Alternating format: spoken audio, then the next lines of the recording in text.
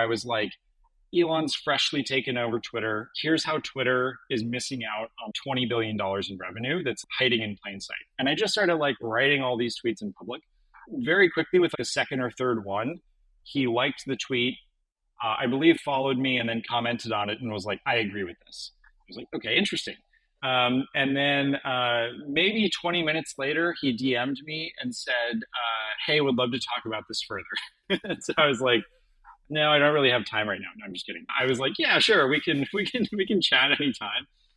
And so I think by positioning the fact that we were like interested in and thinking about the space was enough to like somehow end up on his radar. Welcome to Turpentine Finance, a podcast where we talk with top founders and finance leaders about what it takes to architect success. Our guests speak candidly about big business inflections, market curveballs, and how they approach decision-making so that you have the tactics and mental models for when the pressure is on. I'm your host, Sasha Orloff, founder, CEO, and self-professed finance nerd. You ready? Let's dive in. Hello, everybody, and welcome to the show. So you ever wonder what it's like to get a call from Elon Musk wanting to buy your company? Well, if you do, then you're going to love this episode. Today, I have the absolute honor of interviewing one of my favorite X accounts. Is that what we call it now? Twitter account, one of my X accounts? Sure. Yeah. He also happens to be a serial founder with a few exits under his belt, the latest one from Elon Musk. So Chris co-founded Laskie, which was acquired by X. He co-founded Interviewed, which was acquired by Indeed, was the COO of a YC company, 42 Floors, which was acquired by Notel, managed business development for Zillow and Rent Juice. So I am excited for this one because I sat in on this talk that Chris gave to a bunch of YC founders about M&A and content from David Phillips from Fondo.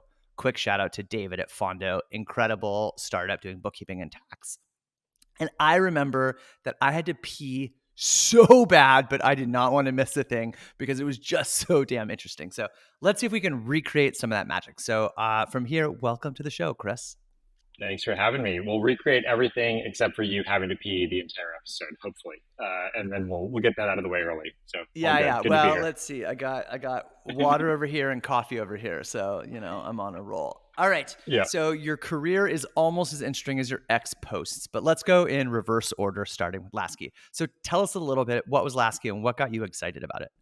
Yeah, Laskie was a talent acquisition company. So we were helping companies hire and onboard talent throughout the world. And we were really excited about this opportunity. I think we started the company in 2020. And, in that time when we were doing customer development, it felt like the most important thing on every founder's mind was like, how do I hire enough, whatever, salespeople, engineers, designers? Nobody could hire enough of anybody. Everybody, the world was still ebbing and flowing from COVID lockdowns, and companies that were in office had everybody going remote, and some companies were starting to bring everybody back, and it was just a very weird time. And so it felt like there was a huge opportunity to navigate that space, and very specifically, I think the thing that we got known for in that time period was helping companies find affordable, high quality talent outside of the US. And then we started off selling to mostly bigger startups, so companies like Reddit and Flexport and LoadSmart. And then over time, we moved into bigger and bigger companies like Allstate Insurance and eBay, helping them hire their technical teams for the most part. So it was a lot of fun, and built it to several million in revenue. And then after a few years, like you said at the beginning, I got a phone call from Elon that changed the trajectory a little bit and ended up selling to him.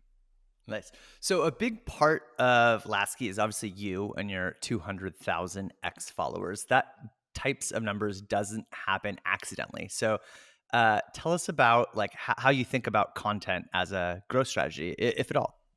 Yeah, I think content is more and more important, I think, for different types of founders. The thing that I always like to say for recruiting, I mean, we're ultimately a recruiting automation startup at Laskie. If you as a founder think about, like, go to your email right now, type in, resume or recruiter or on-demand talent, like every founder gets 60 emails, spam emails a day from some random Bulgarian or Russian company that's like trying to sell you like, devs or whatever. And it's just like, we all ignore all of those emails. And so coming into 2020, our the companies that I had done before that, everything, our entire growth strategy was predicated on cold email and sort of traditional inside sales. And we tried a bunch of that early on at Laskie, and like sure enough, we were the 61st email you got about talent or hiring that day. You mark it as spam, you move on with your day. Soul crushing to us, good for you maybe. And so it was a space where it was just very hard to break through. On the other side of it, the really big staffing companies, the job boards of the world, like AngelList and Indeed and LinkedIn, the things that they weren't doing was taking advantage of content. And so I sort of like this like remix idea where the most plausible way that you can usually get your first few customers is by like copying what other big companies in your space are doing. If that doesn't work, just find a bunch of strategies that they're not doing and try that. And so we sort of like inverted this and remixed it and said, LinkedIn is a company, Indeed is a company, ZipRecruiter is a company, certainly all these big, massive, multi-billion-dollar recruiting companies like Adecco and Randstad that most people have never heard of, but that do like $100 billion in revenue. Those companies are not known to be like content first, certainly not like meme first companies. But we were looking at the rise in 2020 of all of these, dev tools and crypto companies that were like really leaning into this and were doing, millions, tens of millions, hundreds of millions, billions of dollars in revenue with like a very kind of lightweight, humorous, like social strategy. And so we looked at, that and we said, great, the same founders that like Vercel or Coinbase or any of these companies are being marketed toward, those are ultimately tech founders in a lot of cases or tech workers and so it's like great if they are able to capture attention using these strategies, then we should be able to capture attention too. And I generally just think about sales as like get people's attention, tell a good story. And I think we had a good story to tell at Laskie around ROI and around the quality of the talent and the quality of the platform.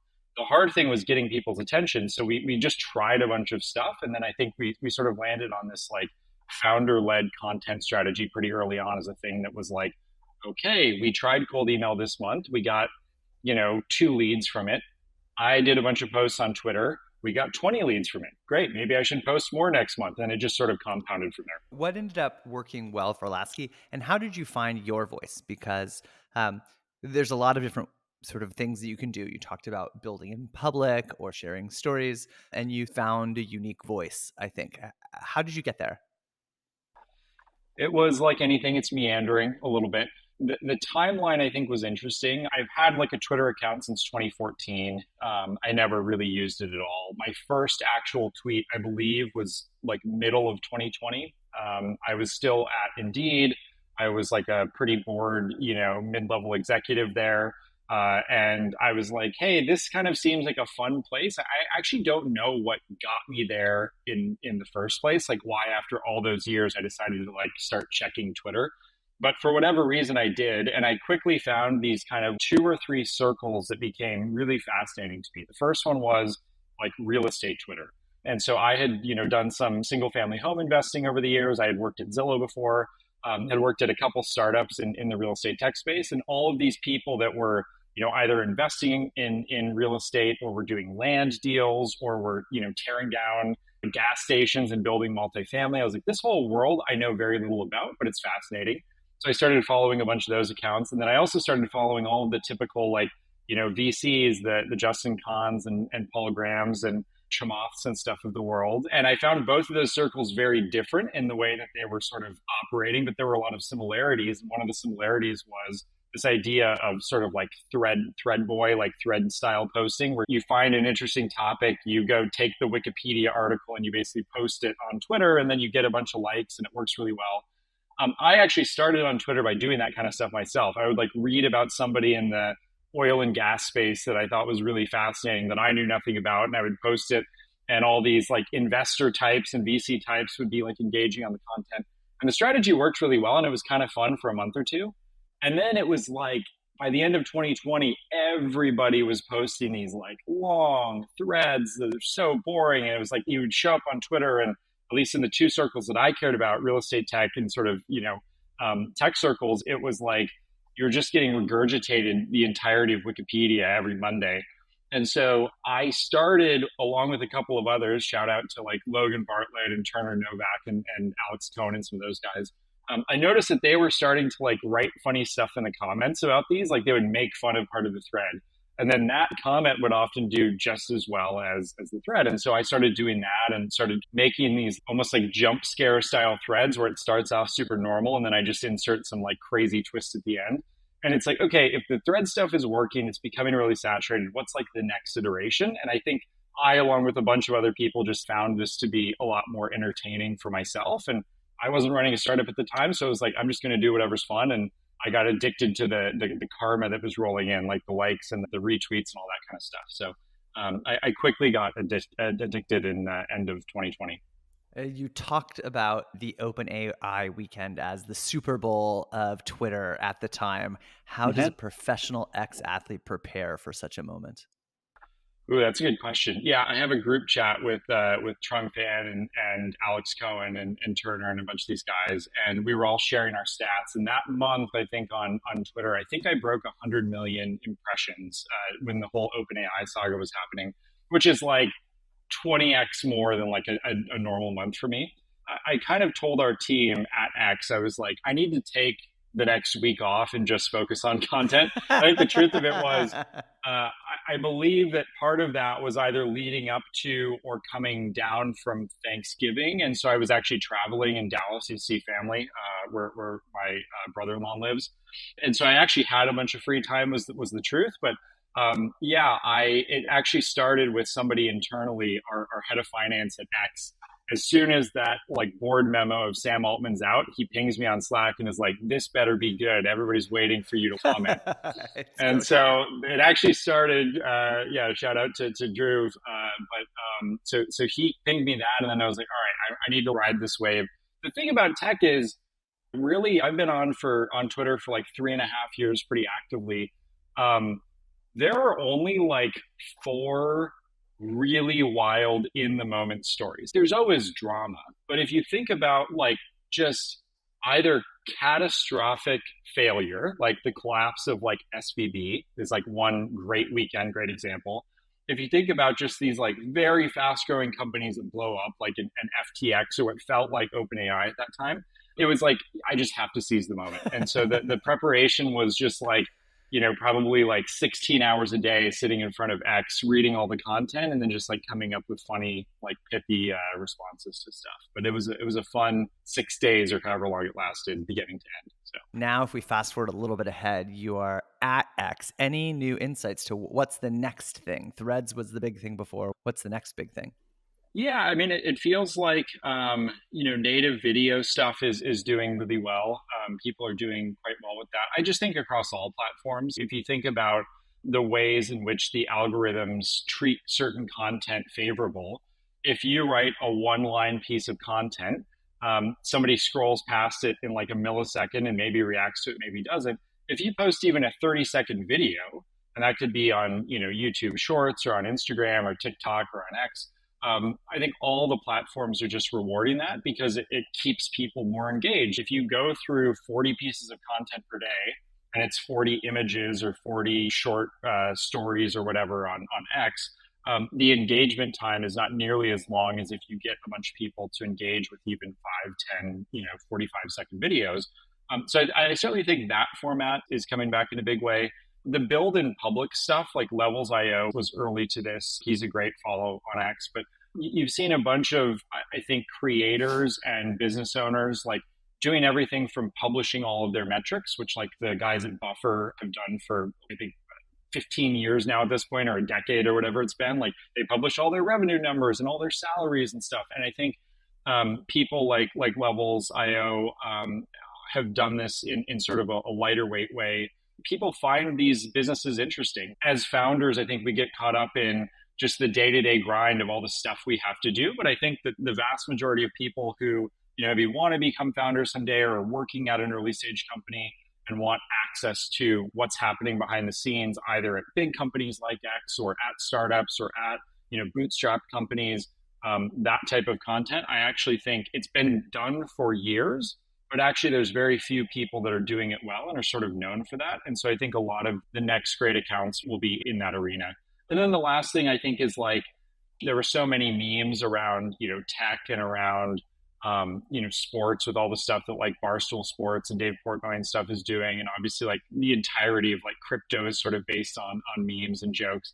But I do think that there's still a lot of runway in other industries. Like, how do you take those three or four categories that have worked super well? What do like gardening memes look like? What do parenting memes look like? And can those actually blow up and be like sustainable, pretty big accounts? And I think it's like the rule of thumb, right? If there's an X community that has hundreds of thousands of people, which some of these, parenting groups and stuff are starting to, or if there's a subreddit that has millions of people, then there's like a big market of people that care specifically about that niche content. There's a lot of opportunity for kind of memes and shit posts in that direction too. I love it. All right.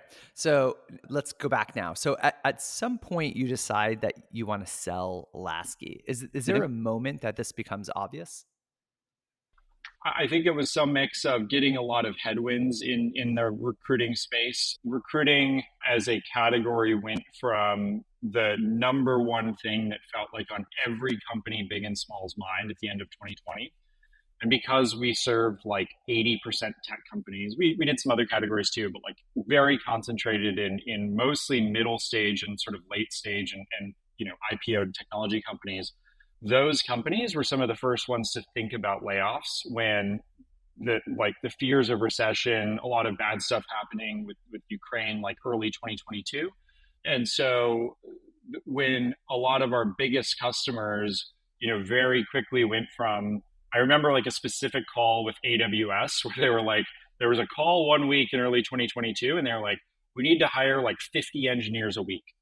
And then the next week it was like, we're going to pause hiring for now. And 3 weeks later, it was like, we're laying off 1,500 people. And I was like, that happened quickly. And so a lot of it was the tides turned so quickly. And I think recruiting is a great business, especially if you're bootstrapping, because you can come in and make millions of dollars with no technology very quickly. On the tech side, I think it was also very appealing because there's limited barriers to entry. TA teams will spend whatever it takes to get good talent. But certainly when those tides turn, revenue slows dramatically. And so that was a big part of it for us, was like we were growing so fast. When that growth started to stagnate, we definitely thought, I think we're at the beginning of a very long road. And this is like beginning of 2022. Like we're probably at the very beginning of a very long road where it's unknown from living through 2008, 2009 and working in those times. Like how long does this actually last? And in 08, you could argue it took till 2015 to really see true recovery in a lot of ways. And so we're like, okay, we're 2.5 years into this company. We've worked our asses off. We've gotten to, 5 million in revenue. Do we want to really double down and commit for the next 3, 5, 7 years, or should we sort of explore other options? And so I think we were, or at least I was, a little bit burnt out from the space, from running like multiple companies in that space over 10 years, and also a little bit deterred by the future prospects of like getting revenue very quickly, and either continuing to play that like venture game or looking at sort of the possibility of starting to like throw off profits back to like shareholders and take like sort of a different path with the company. But then that's when a lot of the Elon conversations heated up, and the problem solved itself in a way, I guess. Hey, we'll get back to the conversation in a moment after a word from our sponsors.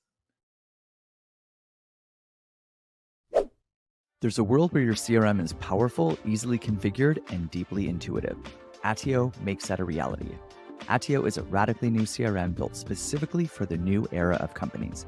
It's flexible, easily configures to your unique data structures, and works for any go-to-market motion from self-serve to sales-led.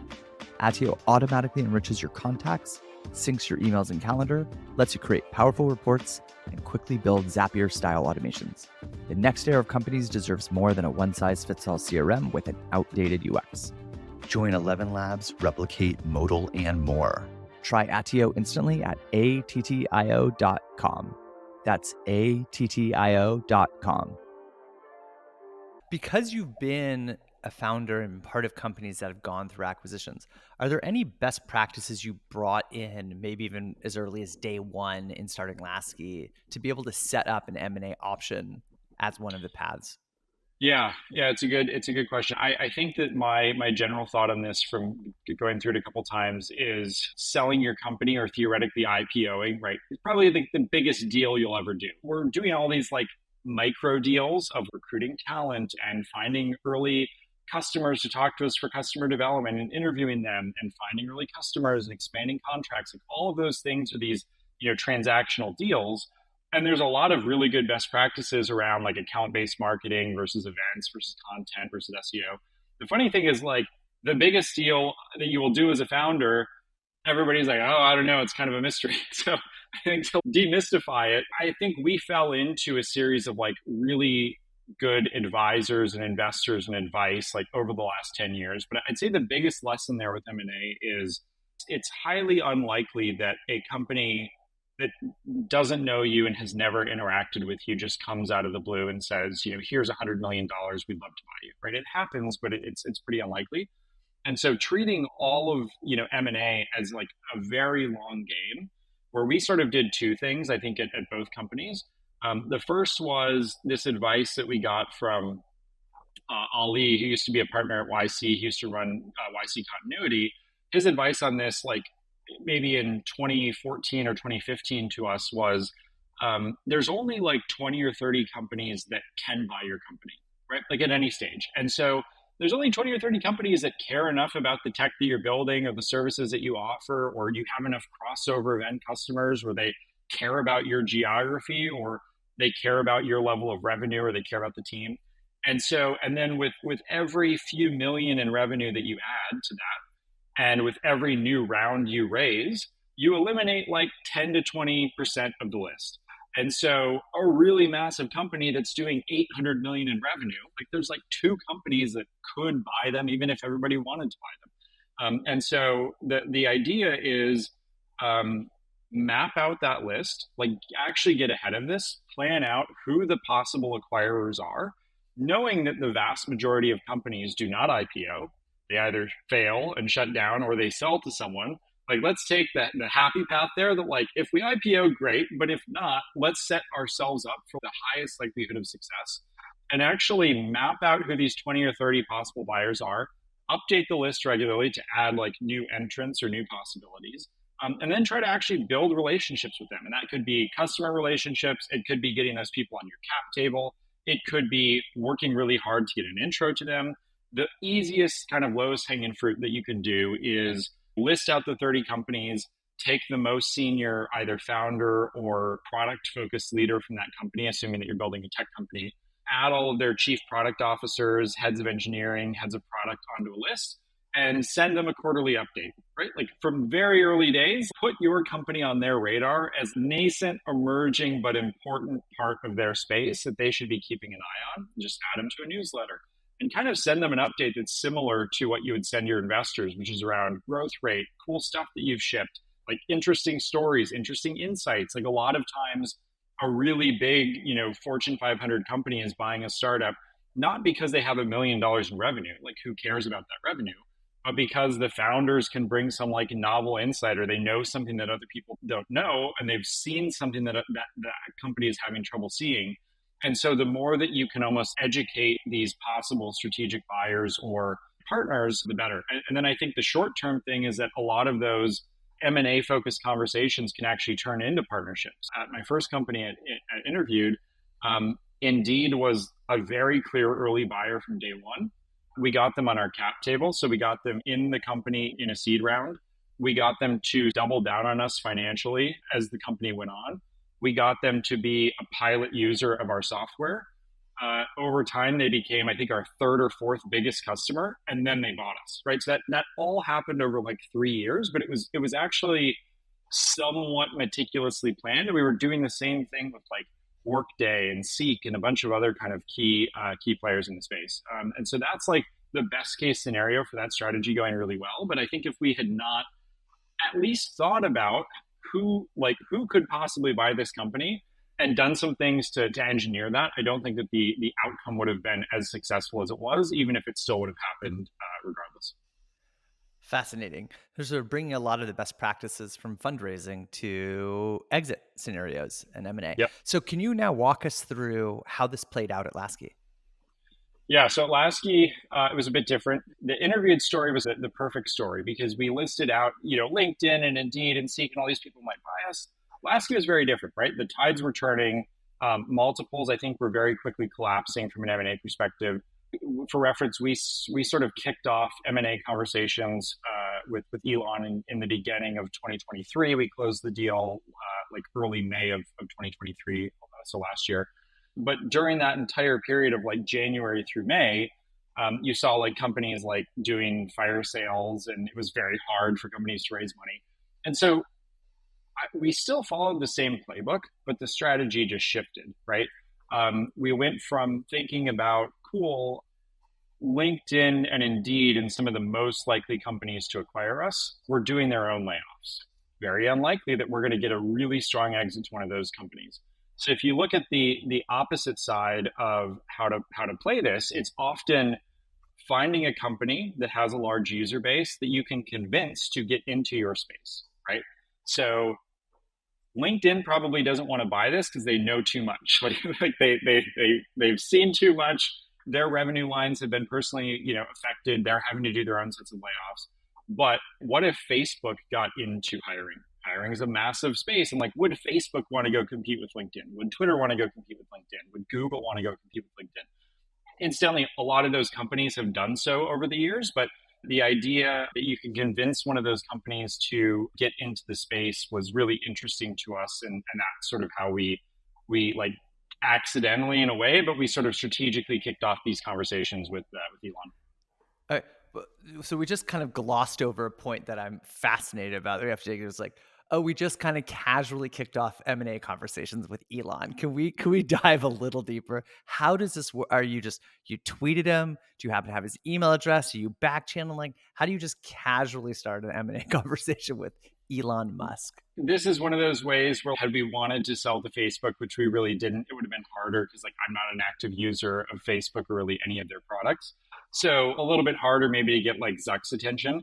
Elon had somehow ended up on our radar through a series of tweets that I made in like early 2023, where I was basically just doing the build in public strategy of talking about that opportunity that I just described. Like Twitter's doing $3 billion in revenue or whatever when Elon takes over. LinkedIn at the time is doing $15 billion in revenue with a much smaller user base. And so I, being the guy who wants to educate people in the space, wrote some tweets, I think like either December of 22 or January of 23, where I was like, Elon's freshly taken over Twitter. Here's how Twitter is missing out on $20 billion in revenue that's hiding in plain sight. And I just started like writing all these tweets in public. Very quickly, with like a second or third one, he liked the tweet, I believe followed me and then commented on it and was like, I agree with this. I was like, okay, interesting.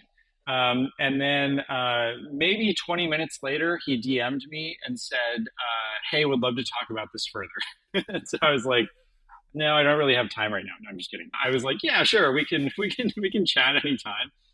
And so I think by positioning the fact that we were like interested in and thinking about the space was enough to like somehow end up on his radar. People were like tagging him in the posts too, which helped a lot. And then we ended up having this phone call. But yeah, it was through this sort of like idea of building in public and saying, I'm not really sure with the user base that they have, like why Twitter hasn't done this. They should be doing it. And truthfully, at the time, I was thinking about it as a massive revenue opportunity. Like, could we go and partner with Twitter and get like a $3 million revenue deal for like powering a bunch of job search and matching stuff? And that would be like an awesome win for us because we were actually building some like Twitter specific recruiting tech at the time internally at Laskie. So it felt like a perfect fit. And then it just so happened like I love the platform, loved kind of the vision that Elon had, but that's how that deal transpired. Got it. So you're on a call. I have to imagine like one of two things are going on. One, your Twitter followings are growing like crazy. This is like the CEO of the platform where you have built this reputations brand, and there has to be some level at least of like star power going on. But at the same time, like you're trying to maximize value for yourself and your employees and your shareholders along the way. What is going through your mind with these two conflicting potential emotions?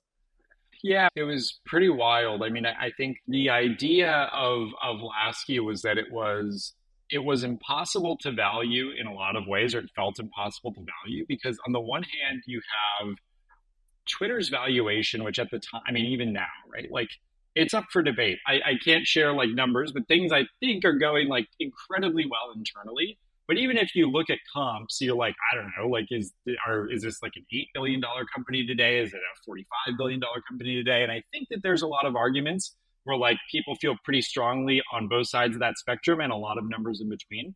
And so there's that aspect, which is like with a deal of this size, you're dealing usually with some mix of a lot of cash, but also some stock and some earnouts and stuff like that. And so in terms of striking the best deal while doing the negotiation, I actually found like the negotiation was very straightforward because almost the entirety of the deal was done by Elon and our general counsel at Twitter, now X. So it was pretty straightforward because it's like he's not going to hem and haw around for hours and months at a time and worry. And he's not going to come back to us with an Excel model of like, well, here's how I think you're valued.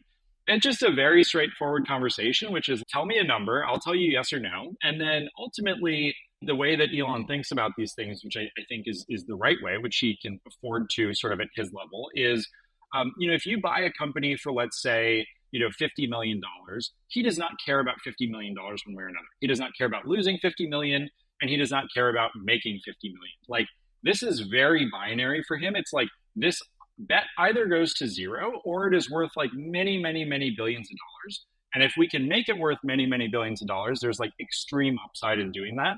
And if it runs to zero, it's like yet another thing that like he dropped 50 million on that didn't really work out, and he'll do that like 10 more times this month across his companies, and like one or two of them will become the like $100 billion bet that works out. And that's sort of like the way that he can compound this. And so that mindset I think is very different from Indeed, who was like a 5,000 person company that was owned by a Japanese holding company that primarily grows through M&A, where like they had like KPMG and Goldman Sachs and all these people like very involved in the deal, and we're like modeling every possible number, and we're modeling churn, and we're like looking at revenue growth and COGS and all this stuff, like two totally different deals. And ironically, with like similar revenue, you end up with like similar exit prices, which is funny. And from being a part of like advising and investing some companies in other spaces, I think it's similar too, of like it's the value that you get in the negotiation are just so hyper dependent on who's on the other side. And you can do everything you can to like prepare a nice data room, but if Elon starts asking you questions, you're like, yeah, the data room doesn't really matter here, does it? Like it's just about like, can we come up with like reasonable explanations and reasonable answers and thoughtful answers on how we're going to solve some of these tough problems together. Does he throw out a number first, or do you throw out a number first? He asked us. He asked us live in the first meeting that we met with him live. Like, so what do you think this thing's worth? Or like, what would it take to get a deal done? And luckily, I was with my co-founder, and the two of us owned like, I don't know, like 77% of the company collectively, because we had not raised a ton of money. And we had a relatively small team still. So that was easy. Like it would be a lot harder if we were running like a 150 person company with an external board. That would have been longer and drawn out and probably less appealing to him, to be honest. So it was pretty quick to get in sync live. Yeah. Is this like a Shark Tank moment where like they're throwing out an offer, and then you're like, do I have a moment to talk to my co-founder? And they're like, no, you have to decide right now. And you're like, pss, pss, pss. You have to like have secret eye signals on mute or whatever. Yeah. We were all like sitting on a couch together too, which was like, it was weird positioning because we're like talking like really close together. And we're like, it was very strange. We're in like a house, and there's like a house party actually happening like the first time we meet him. And like we spoke for 3 hours, I think. And so we were like, well, that's actually interesting that he is willing to invest so much time and actually just like learning about the space and learning about what works and what doesn't and why certain things work and why certain experiments failed for us. And so that was a good signal. But yeah, at the end of the night, it's like you get down to brass tacks very quickly. Like he wants to know, is this worth a second, 2-3 hour meeting of my time? Because at the time, like, I mean, at that time, truly, we've rebuilt a lot of it. But like Twitter as a company was gutted from a management perspective. Like the manager of the company was, like he was just running like every possible function. There were people from his other companies like stepping in to fill in gaps, especially from like a financial and legal perspective. So all the like traditional routes of negotiation where he's like, well, that makes sense to me, but like I need to go run this by the chief product officer and our general counsel and our CFO. Like none of those roles existed. Like he's the chief product officer, he's the CFO, he's the general counsel. So it's like, or like his like very close network is, and so yeah, it's a super strange dynamic, very odd. Anything, looking back in hindsight, anything that you would have done differently? One of my co-founders, when we sold to Indeed, ended up marrying the sort of head of corporate development who did our deal. So they were both single at the time. They met through our deal. They're now married. I was, part of their wedding last year. It was great. And she mentioned something that was like painful afterwards, which was like, you guys know you could have gotten a much higher price from us. And I was like, Oh. oh, that's not what I wanted to hear. Because we felt like we negotiated the hell out of that deal. Like we felt so, I mean, I think we basically like doubled the price or something through negotiations. And so there's always like that. But I think really when I'm thinking about that from my current seat of like juggling the opportunities mixed with the money. I think the opportunity of like reporting directly to Elon, working for him, and also just getting to work on things. Now I've had the chance twice in my career that scale to like many hundreds of millions of people and possibly have the chance to scale to billions. That is super appealing. And I think that there's always this founder mindset, at least that I have, of like, it's really fun for me to make a thing that 10 people love. And it's also fun to be operating now on the scale of like, how do we keep our 600 million users, super happy? And like, how do we ship experiments and ship features that they like and will engage with? And it's like two very different parts of, I think, the product brain. But they're I would say truly like equally fun for me. And so I do think that that's part of why I'm probably not the guy who's ever going to take a company to IPO and have it be my life's work. I have nothing but admiration and jealousy, I think, for people that can do that. But I think my mind is almost like every 3 years, like I just need like a fundamental switch. And so starting a company, getting it to a certain point, selling it, working at the acquirer for a while, hopefully making that super value add is I think something that I've really enjoyed. Awesome. Great advice. All right. So now as we think back and we start wrapping up, what are any of the common mistakes for people out there who are founders, CFOs, going through an M&A process for the first time? What is one common mistake or misconception people have? And then what is something in your mind that either the press or media or hype makes a really big deal that you're like, this is not a big deal, just like get the deal done? Yeah, it's interesting. I mean, I think one of the more common things that I see over and over is like in any industry, there are a lot of tire kickers. Like I've now been in real estate tech and ed tech and HR tech in some of these industries. And every now and again, people will ping me like, it's usually three kind of somewhat bad actor companies. And like, oh, we just got an LOI from this company. And I'm like, you are the eighth company in the last 5 years to get an LOI. And if you go on Crunchbase, they've closed zero of those deals. I am kind of sure at why companies do this. I'm not really sure at how they get away with it. But I think the first thing is like, is this a reputable company? I think that that's one thing that I've seen a lot of founders that they take the highest cash price or they take the highest worse like stock price for some overvalued company that's like not really going to treat them well.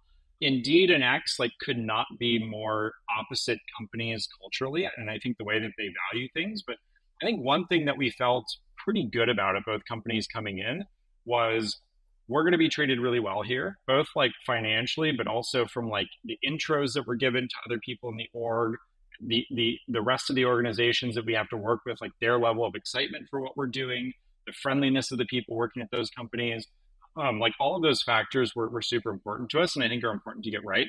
The nitty gritty stuff is always like you can't focus enough from day one on making sure that your like contractor agreements are buttoned up. It's like one of those really stupid things that either holds up deals. I've actually seen it kill deals where like companies just have a lot of employees or contractors that worked for them, 9 years ago. and they never signed the IP release. They never signed the NDA. And guess what? Like you multiply that across a lot of inconsistency. And then the buyer's like, hey, if these guys couldn't even get this fairly fundamental thing right, like what else are we sort of lacking here in the deal room? And then I've also seen where like, companies need to spend a ton of time and money tracking those people down and giving them consideration to sign like IP release agreements after, 5 or 10 years. And so it's like stuff like that, I think, especially as a first time founder, it's completely understandable. Like you're so focused on just like running your company and trying not to let it die and trying to hire and trying to make sure there's enough money in the bank to make sure that you are, heading in the right direction product wise and revenue wise. It's very easy to be like, okay, I'm going to hire my buddy. I'm going to have him help with this thing. And then he's going to go off and do his own thing. Well, guess what? Like those things, if the company does well, it's a big opportunity for that friend to come back and say, I fundamentally changed the course of this company, right? And I want 5% of it, 10% of it. And it opens up tons of liability for founders, tons of liability for acquirers. And it's just one of those like really dumb things that you can do very early on, which is like, there's a lot of ways to do it. I just do it pretty old school. Like I have my, Box or Dropbox folders. And like for every contractor, like we go through the checklist and we make sure that we have all the right documentation. And from a bookkeeping and accounting perspective, make sure we've checked all those boxes correctly. And just like the basic compliance 101 stuff. The other kind of funny thing with that is board notes. In both companies, selling to Indeed and X, it was just myself and my co-founder or co-founders on the board. But like you get to an acquisition, and a lot of times it's not ever really like a massive sticking point. But I think one thing that you should formalize fairly early, especially as a small team, is just having a board meeting. Like if you're two people in a room, it feels really weird to be like, cool, it's now the start of Q3. Like let's kick off our Q3 board meeting where it's just like me and you talking. But you should actually do it. It can be helpful to have like board notes and sort of like a history of and track record of like how the company is thinking through hiring, how they're thinking through big, product challenges. It just sort of keeps this record of truth at the highest level of the company, which again feels silly for the first couple of years, but actually becomes more important as you go either raise money or sell. The thing that's overhyped for sure is price, right? Like I kind of alluded to it before. It's the same thing of like, a company that raises like a $200 million Series A and like 193 million of it is like debt. The fact that like some startup sold for 100 million or 500 million or a billion, the quality of exit, like looking out over 10 years, I think is super interesting. Like I have friends who sold their companies for 140 million, right, in an all stock deal to a unicorn that later collapsed, and they walked with basically nothing. Right. I have friends that sold their company for 5 million and it was bootstrapped and they were the only founder and they walked with like 4.8 million because of TechCrunch and a lot of other reasons. I think we're, as founders and employees, we're all like so valuation sensitive, but a lot of this is like, what is like the cap table look like? What's the preference stack? Like who actually owns what? Is this being done in cash or stock? Is the stock private or public? And like how quickly can we sell it if we want to? Like how liquid is this? All of those things to me, I think matter a lot more than the exit price itself, at least from like sort of a financial perspective. The exit price stuff is super overhyped, I think. We hear that a lot, especially from people who have successfully raised money or closed deals. All right, so what are you working on today?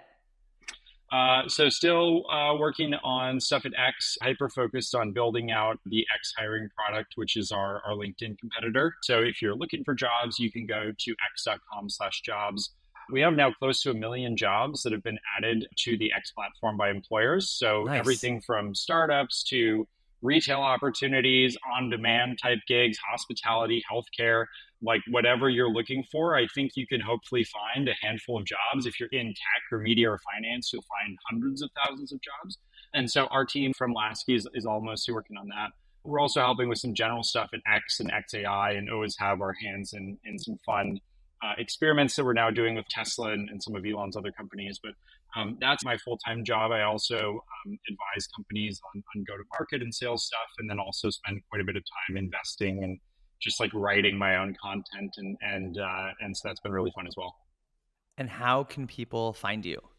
Yeah, so you can find me on Twitter, X, whatever you want to call it. No hard feelings either way. I feel like I alternate all the time.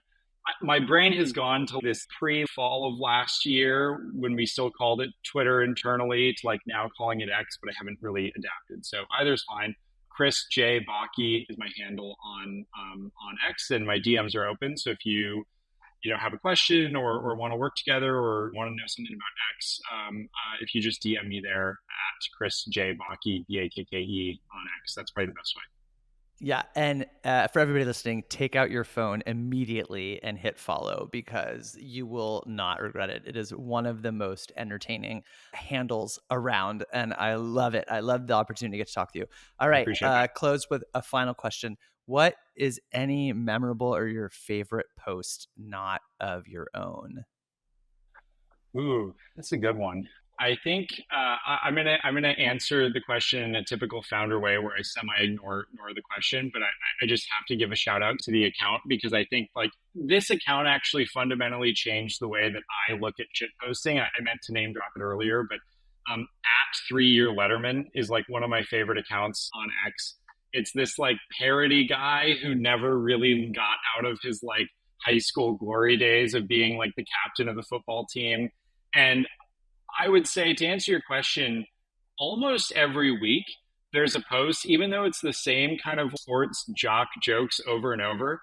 There's some post that gets taken out of context where he will like accuse very rich people of not being as successful as him because they don't own a waterbed or because they finance their waterbed or just some like dumb joke like that. But I would say every time it makes me laugh. It's so weird because I legitimately don't care about sports. I don't even understand the sports references that this guy drops. But it's like always been one of my favorite accounts. Logan Bartlett got me into it, and I would say it makes me laugh. It's like one of the only accounts that makes me laugh out loud quite a bit. So shout out to whoever's behind that account. I love it. Chris, Yeah. thank you so much for Cool. coming on the show. I really appreciate it. Amazing. Yeah, it's been awesome. Thanks so much. Thanks for tuning in to Turpentine Finance. Share it with your executive team, direct reports, friends, and family. And if you want to support the show, the best ways are to leave a review wherever you're listening and subscribe.